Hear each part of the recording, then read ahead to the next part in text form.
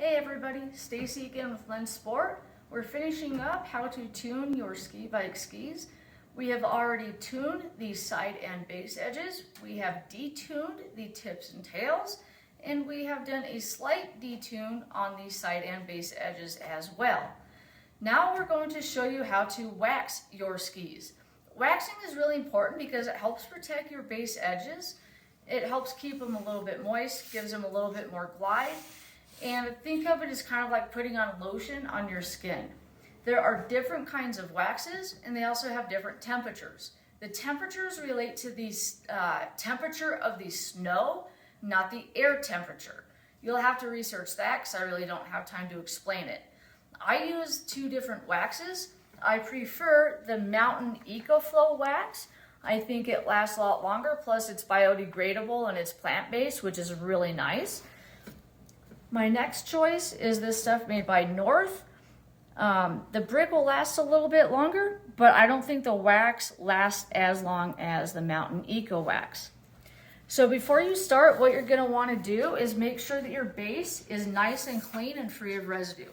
I prefer rubbing alcohol because it doesn't leave any kind of residue, and it is really good for getting any grime and dirt up out of that base. So I'm just gonna give it a nice liberal spray. And then using a clean paper towel, I'm just gonna wipe it off.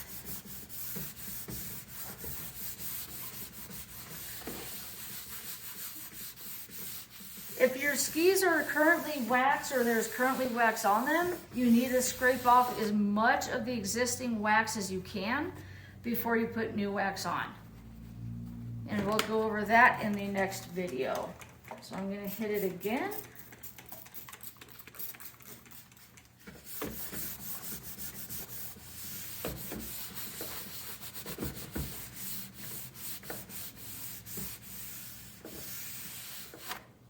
It's coming up pretty clean.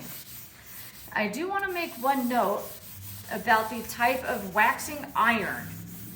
It's a really good idea to go ahead and spend the money on getting a ski and snowboard iron.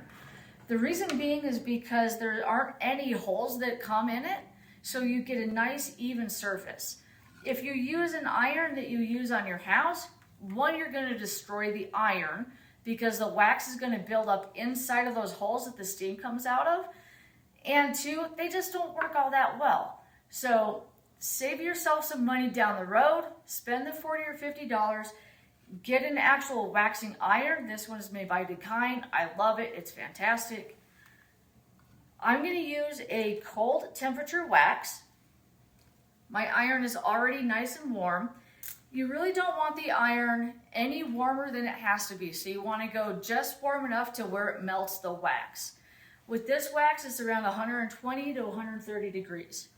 So holding the iron upside down, I'm just going to hold the wax flat, and I'm going to drip it as close to the edge as I can. I'm going to go all the way around the ski.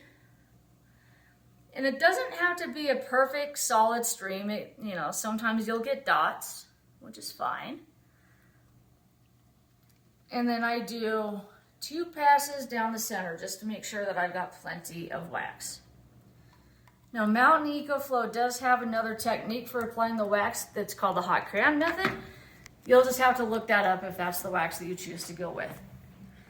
So what I'm going to do first is I'm going to go ahead and just even the wax out. So just kind of like how you iron clothes, you're just going to want to work in a nice even progression. Don't have to apply a lot of pressure. So really all you're doing is just melting the wax and getting it to spread evenly over the base. The more you do this, the better you will get. There is a bit of an art and technique and a finesse to making it nice and pretty. Does it have to be super pretty? No, absolutely not. It just needs to be functional. But like I said, just like anything else, the more you do it, the better you'll get, the quicker you get, and the more efficient.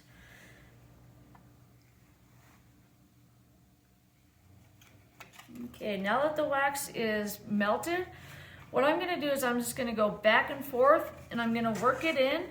I'm going to make sure that the wax goes all the way to that metal edge.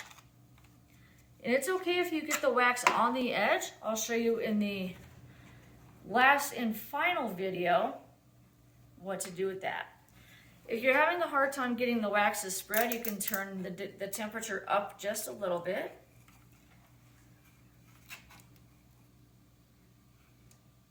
And I'm just working it in nice and slow, nice and smooth. People ask me, how do you know when you've got it worked in well enough? There's an easy way to tell. If you put your hand on the bottom side of the ski, you'll feel it start to get warm. And when you feel it start to get warm all the way through the deck, that's a pretty good indication that that wax is in the base nice and good, and it's going to offer you the most protection and be the most effective.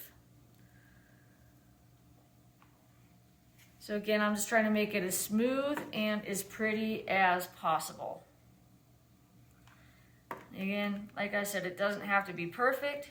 Sometimes it will be, sometimes it won't. But you just want it to be as good as you can get it.